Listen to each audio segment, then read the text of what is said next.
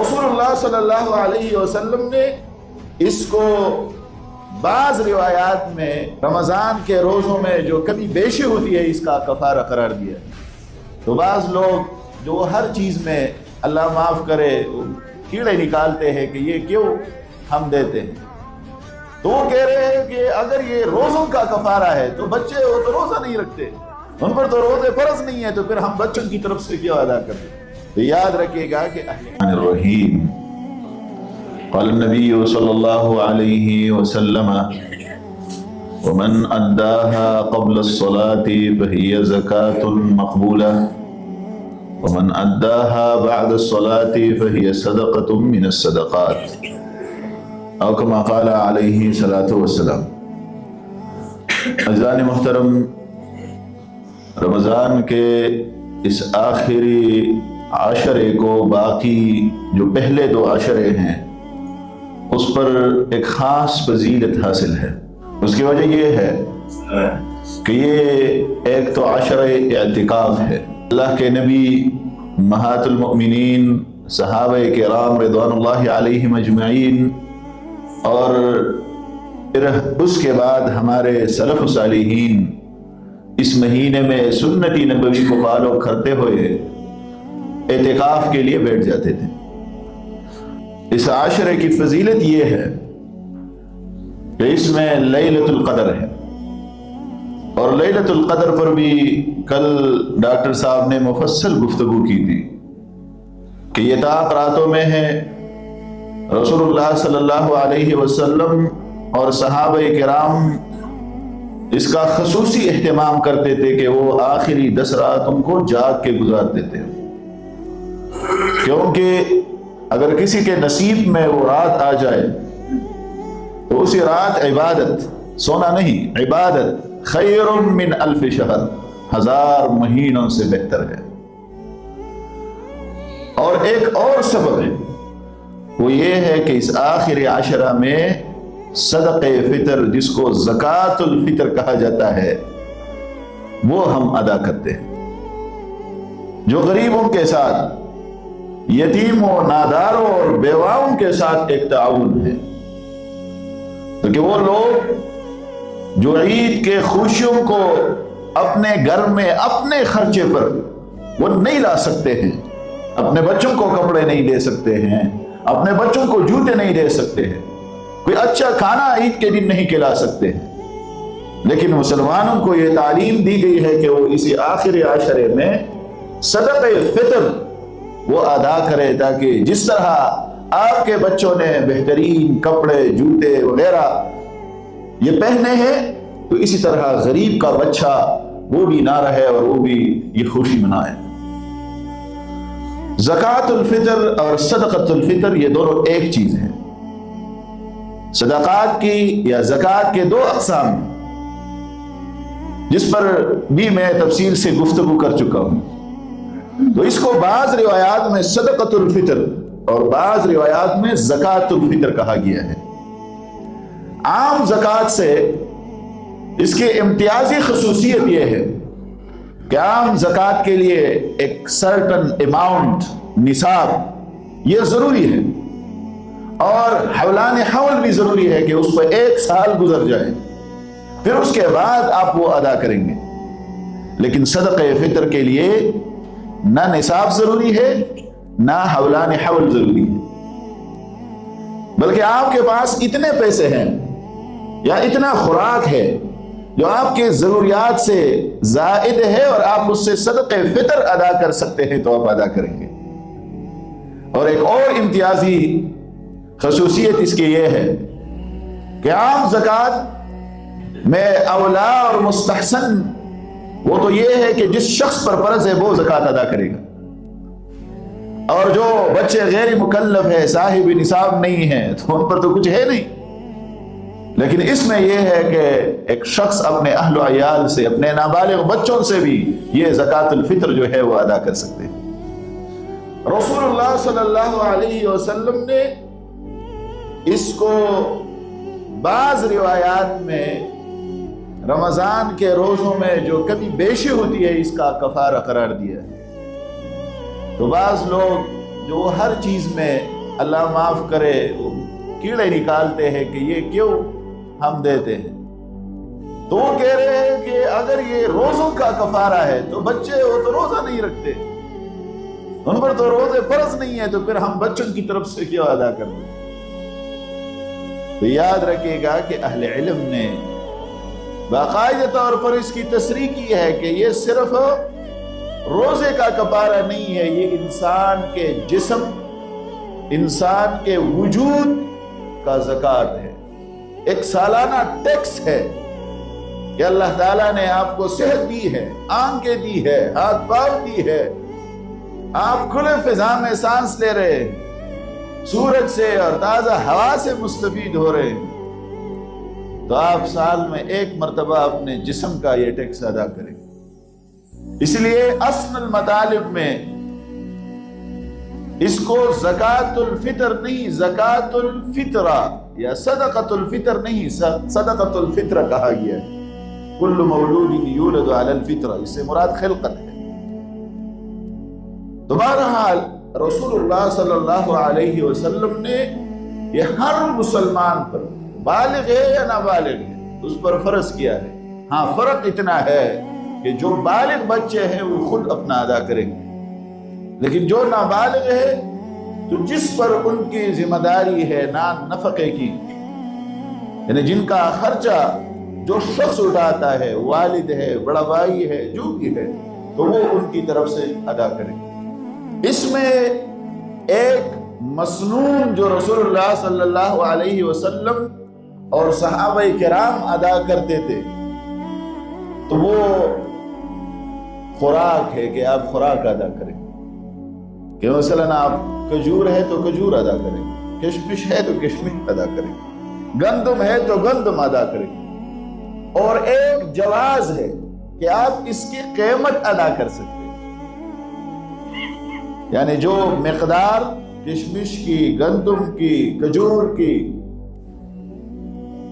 صدقۃ الفطر کا ذکر کیا گیا ہے، تو آپ اس کے مقابل میں بازار سے پتہ کر کے کہ آج کل اس کا ریٹ کیا ہے وہ آپ ادا کر سکتے ہیں۔ اہل علم نے اس مسئلے کو بھی تفصیل سے ڈسکس کیا ہے، ہمارے فقہ کی کتابیں اسے بڑی بڑی، کہ اصل میں رسول اللہ صلی اللہ علیہ وسلم کے دور میں اور موجودہ دور میں اگر آپ موازنہ کریں تو اس دور میں خوراک کی ضرورت زیادہ تھی، ضرورت زیادہ تھی، تو اسی لیے وہ خوراک ادا کرتے تھے۔ لیکن موجودہ دور میں بھی خوراک کے علاوہ اور ضروریات ہے، تو اسی لیے اگر آپ قیمت ادا کریں تاکہ ان کو صرف کھانے کی نہیں اور بھی بہت سے ضروریات ہے وہ اس سے پورا کرے تو زیادہ بہتر ہے۔ یعنی شریعت ان امور میں یہ ریلیکسیشن دیتا ہے کہ آپ فقیر کے اور اس زمانے کے احوال کو مد نظر رکھیں۔ یعنی مثلاً اگر آپ ابھی اسی عاشرے میں 4 کلو کھجور لے کر کسی کو دیں گے، وہ 4 کلو کھجور کا کیا کریں گے؟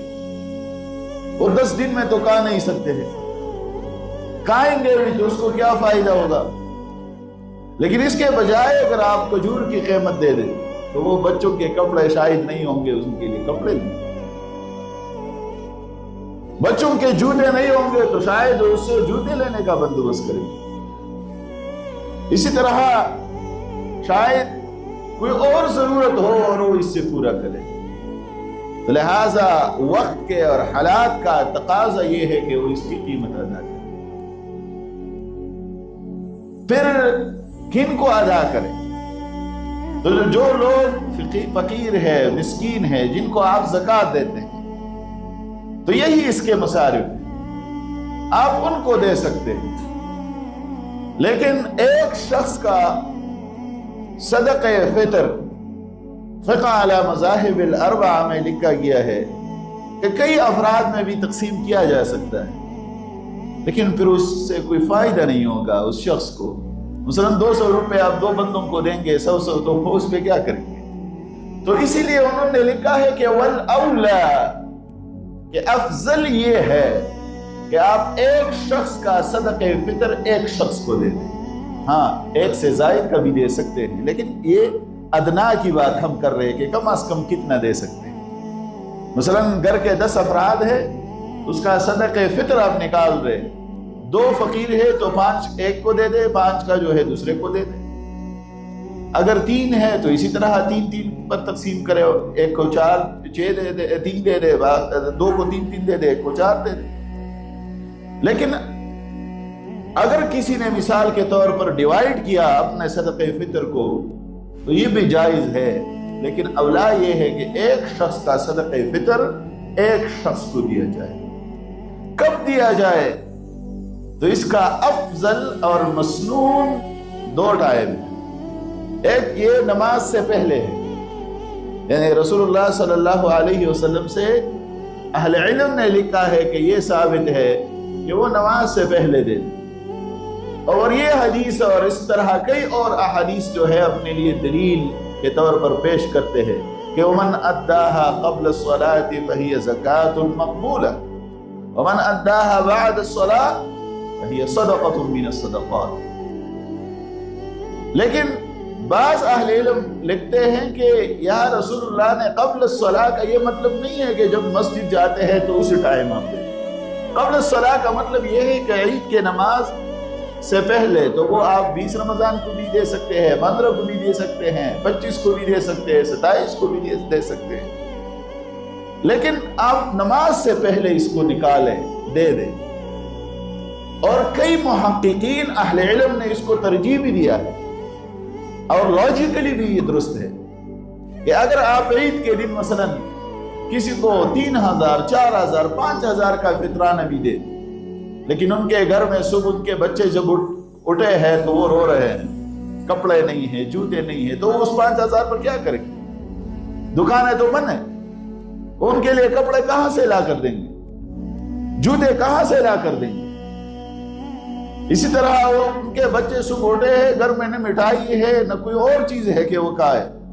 ہمسایوں کے گھر سے خوشبو آ رہی ہے، بچے گھر کے اندر رو رہے ہیں، غریب اور مسکین باپ سے مانگ رہے ہیں کہ ہمیں لا کر دے دو، بیچارے کے پاس پیسے نہیں ہیں۔ آپ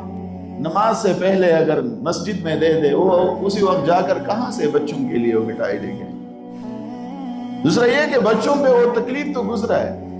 وہ تکلیف گزری ہے، تو اب اگر آپ دیں گے بھی تو جو پہلے آپ دے گئے اور بچے جو خوشی محسوس کرتے گھر کے اندر چیزوں کو دیکھ کے، وہ خوشی تو آپ نے ان سے چھین لی ایک قسم۔ لہٰذا اولا یہ ہے کہ آپ پہلے دے دیں تاکہ وہ لوگ اپنے لیے عید کی تیاری کرے، صحیح طریقے سے تیاری کرے جس طرح آپ عید کی تیاری کریں۔ البتہ نماز کے بعد جو ہے پھر اس کو صدقہ فطر نہیں کہا جاتا ہے، اور نہ اس کا وہ ثواب ہے جو صدقہ فطر کا ہے کہ اگر ایک شخص جو ہے وہ نماز کے بعد دے دے۔ رسول اللہ صلی اللہ علیہ وسلم فرماتے ہیں کہ جس نے نماز سے پہلے ادا کیا تو یہ زکوٰۃ فطر ہے، اور وہ زکوٰۃ فطر ہے جو اللہ کو مقبول ہے، قبول۔ لیکن اگر کسی نے لیٹ ادا کیا تو وہی صدقۃ من الصدقات، پھر وہ ایک عام نفلی صدقہ ہے، اللہ اس کا ثواب دے گا لیکن صدقہ فطر کا نہیں دے گا۔ ہاں ایک مسئلہ اور ہے، اکثر دوست و احباب میسج کرتے ہیں، پوچھتے ہیں کہ میرے فلاں رشتہ دار وہ کسی اور شہر میں، میں ان کو بھیجتا ہوں یا وہ آئے گا مجھ سے ریسیو کرے گا، ان سے بات ہوئی ہے تو وہ تو عید کے بعد آئے گا، یا میں ملک سے باہر ہوں تو بھیجنے کا کوئی بندوبست نہیں ہے وغیرہ وغیرہ، تو کیا کروں؟ تو اس کے بارے میں اہل علم نے لکھا ہے کہ آپ اپنے مال سے نکالیں۔ ابھی وہ فقیر پہ ڈیپینڈ کر رہا ہے کہ وہ فقیر کب آپ سے لے رہا ہے۔ اگر فقیر کو ضرورت ہے اور بیچنے کی بھی بندوبست ہے تو آپ عید سے پہلے ان کو دے دیں، لیکن اگر وہ فقیر خود کہہ رہے کہ کوئی مجھے جو ہے عید کے بعد دے دے، میں عید کے بعد آپ سے لے لوں گا،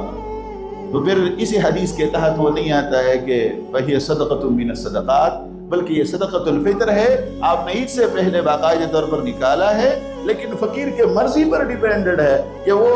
عید کے بعد لینا چاہتے ہیں، تو کوئی مسئلہ اس میں کوئی حرج نہیں ہے، کوئی جو ہے وہ اس میں شرعی ممانعت نہیں ہے۔ تو بہرحال اس آخر عشر کے فضائل میں سے ایک یہ ہے کہ اس میں صدقہ فطر ہے، تو آپ اپنے صدقات الفطر باقاعدہ طور پر جو چارٹ اس مسجد میں بھی ہیں، اس کے علاوہ اور مساجد میں بھی، سوشل میڈیا میں اہل علم سے بھی آپ پوچھ سکتے ہیں، تو اسی کے مطابق وہ نکال دیں اور کوشش کریں کہ غریب کو زیادہ سے زیادہ فیسیلیٹیٹ کرے. یہ جو 200 روپے اور یا اس سے زائد جو رقم لکھی گئی ہے، یہ فرض نہیں ہے کہ آپ صرف بس وہ 200 دیں گے، 1 روپیہ جو ہے آپ زیادہ نہ دیں، گناہگار ہو جائیں گے. اللہ نے آپ کو استطاعت دی ہے تو 200 سے زیادہ دیں، زیادہ دے دیں. کیونکہ وہاں